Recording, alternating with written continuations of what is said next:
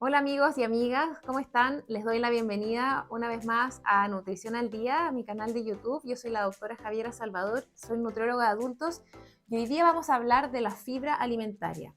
Existen muchas dudas acerca de la fibra alimentaria. Habitualmente los pacientes van a mi consulta y me preguntan qué cosas puedo comer, si tengo que comer todos los carbohidratos integrales, si efectivamente son mejor o peor. Y en este video te voy a dar todas esas respuestas.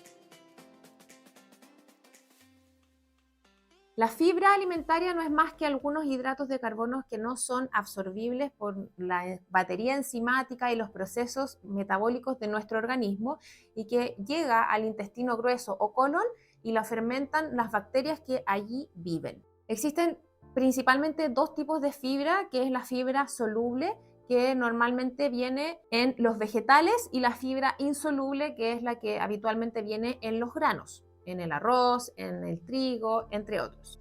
En la antigüedad, los humanos comíamos mucha fibra. Estoy hablando del orden de los 50 hasta 80 gramos al día. Hoy la ingesta de fibra alimentaria es cada vez más baja y en la dieta occidental son menos de 10 gramos al día, incluso hasta 5 gramos al día, porque las personas estamos consumiendo muchos más granos refinados.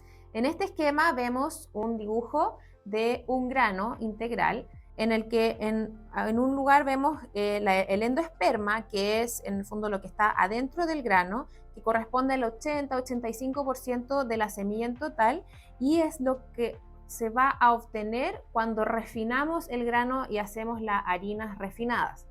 Todo lo demás que está alrededor de esto, que es el germen, de ahí viene como el germen de trigo y las otras capas, que son las capas que están como en el fondo la cáscara del grano, quedan fuera en la harina blanca. Entonces perdemos todas estas cosas que salen ahí, algunos aminoácidos esenciales, algunos ácidos grasos esenciales, antioxidantes, vitamina E, vitaminas del complejo B, minerales, enzimas, y por supuesto la fibra, que es el tema de este video. Yo cuando veo esto y veo lo que incluye la harina blanca, que es una parte muy menor y la parte que menos beneficios para la salud tiene dentro del grano, ya con eso prácticamente me convenzo de que es mucho mejor comer alimentos integrales, porque vamos a tener todos estos, en el fondo, moléculas beneficiosas para mi salud. Hay que entender que la fibra no es que hace que los alimentos tengan menos calorías, que nos hagan bajar más de peso de manera directa. Los carbohidratos integrales y los carbohidratos blancos en general tienen la misma cantidad de calorías. El tema son los beneficios, y son beneficios que no los vamos a ver de manera inmediata, vamos a verlo en la medida en que vamos alimentando nuestra microbiota con fibra y en la medida en que nuestra microbiota se va adaptando a una dieta alta en fibra. En este esquema vemos un dibujo de cómo se ve microscópicamente en nuestro intestino cuando comemos fibra. Este tubito representa el intestino y su interior, y esos cuadraditos que vemos alrededor son las células que en el fondo conforman la pared intestinal a través de las cuales van a ingresar los nutrientes. Entonces, cuando comemos fibra, el bolo de la materia fecal se hace más viscoso, más espeso, entonces se va a absorber mucho más lento la glucosa y se va a absorber también más lento el colesterol y algunos otros lípidos. Entonces eso hace que las curvas de insulina sean más achatadas, que no hayan pics grandes de insulina, y por eso la fibra tiene beneficios en la resistencia a la insulina. Eso también explica por qué se recomienda comer granos integrales cuando tenemos el colesterol alto. Además, la fibra va a actuar como una molécula que va a mantener el bolo de materia fecal más grande y con mayor contenido de agua, y eso ha demostrado que al tener mayor cantidad de deposiciones disminuye el riesgo de cáncer y de enfermedad diverticular. Otra cosa importante es que la fibra va a fermentar junto con nuestra microbiota, que son los microorganismos que viven en nuestro intestino grueso, y ahí van a generar algunas moléculas, por ejemplo el acetato, propionato, que tienen beneficios como antioxidante, y al absorberse van a generar a nivel del hígado mejoras en la función inmune. Entonces, ese también es una beta que no mucha gente sabe, que vamos a proteger nuestra salud de algunos patógenos o de bacterias que son malas o que nos van a provocar diarrea y enfermedades gastrointestinales cuando comemos fibra. De acuerdo a este gráfico, la recomendación actual del consumo de fibra es entre 30 y 35 gramos para el hombre y entre 20 y 25 gramos para la mujer.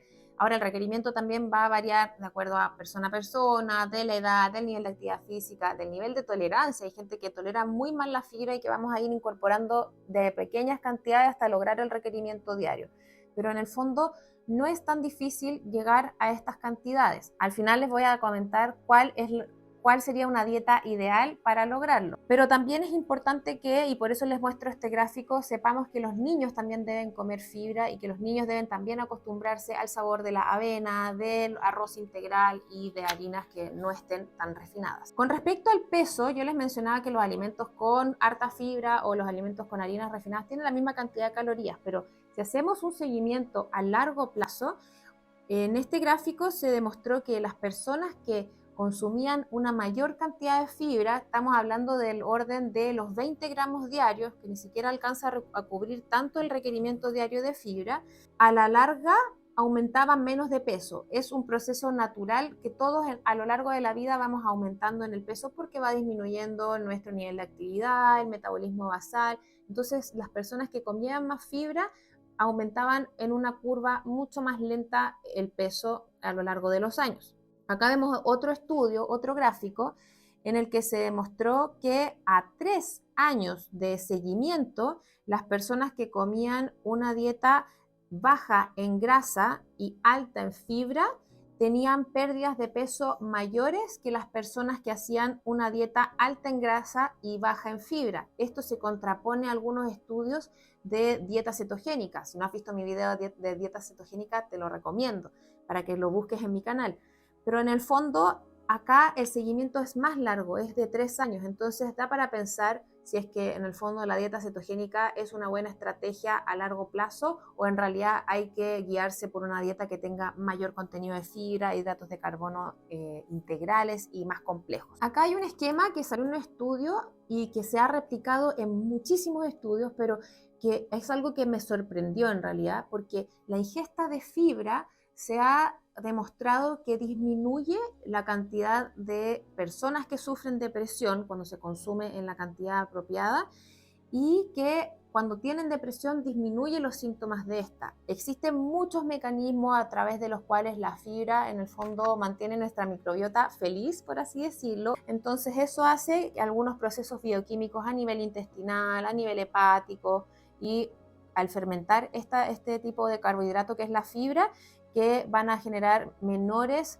síntomas a nivel del sistema nervioso central y mejorar la depresión. Entonces, por eso es que a las personas con depresión se les recomienda que igual coman saludable, a lo mejor cuando ya han recuperado la capacidad para cocinarse, para motivarse, pero en el fondo me sorprendió porque existe una cosa que se llama eje intestino-cerebro, que está muy en boga en mi área, en lo que se está estudiando mucho, y este es uno de las cosas que más se ha estudiado en el último tiempo en relación a la microbiota, al consumo de fibra. Es muy sorprendente cómo lo que comemos puede afectar de manera positiva o negativa nuestra salud mental. Para ir terminando, te quería comentar del ejemplo que te prometí.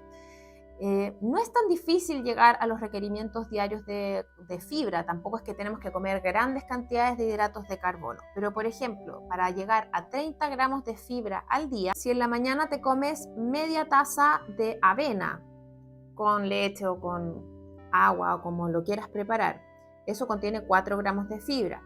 Luego, si comes arroz integral en el almuerzo y en la comida de la noche, media taza cocinado en cada una de las dos, vas a estar aportando 2,5 gramos de fibra a tu alimentación.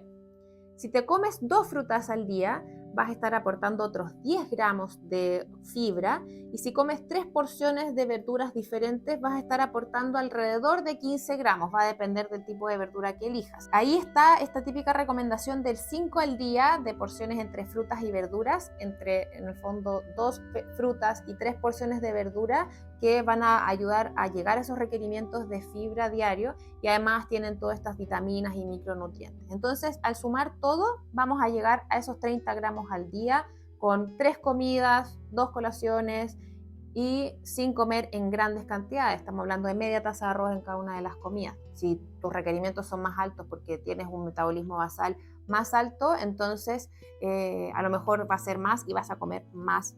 Lo que más tiene fibra, y aquí como para ir enumerando, una taza, por ejemplo, de porotos blancos cocinados tiene 19 gramos de fibra, o sea, en una mujer una taza de porotos ya pudiera ayudarle a alcanzar su requerimiento diario. Para las personas que hacen dieta cetogénica o dietas bajas en carbohidratos, las frambuesas son una de las frutas permitidas y una taza de frambuesas tienen 8 gramos de fibra, que es una cantidad alta.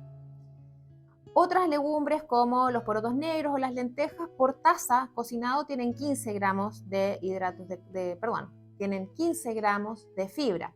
Entonces, si comemos una taza al almuerzo y una taza en la cena, ahí vamos a estar comiendo 30 gramos de fibra, que es el requerimiento diario de un hombre. Dentro de las verduras, una de las que más fibra tiene es el brócoli. Una taza de brócoli cocido contiene 5 gramos de fibra. Las hojas verdes en general, el repollo, brócoli, la lechuga, por taza tienen 4 gramos, que es una cantidad un poquitito más baja. El arroz integral y la quinoa, y esto te va a sorprender, una taza tiene tan solo 3,5 gramos de fibra. No es una cantidad muy alta si lo comparamos con las legumbres y con algunas frutas y vegetales. Una taza de apio, que mucha gente cree que tiene mucha fibra porque tienen como esa cáscara fibrosa, tiene 1,4 gramos de fibra. No es tanto porque tiene un contenido de agua mayor.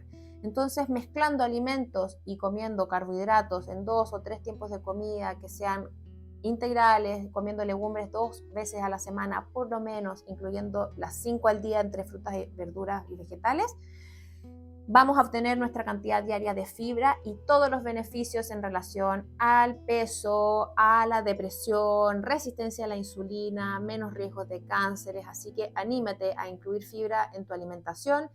Si es que no toleras bien la fibra porque te hinchas, consulta con algún profesional, porque la idea no es que consumas todo el tiempo harinas blancas para no sentirte mal, es que mejores tu condición y así a la larga puedas tener una mejor salud.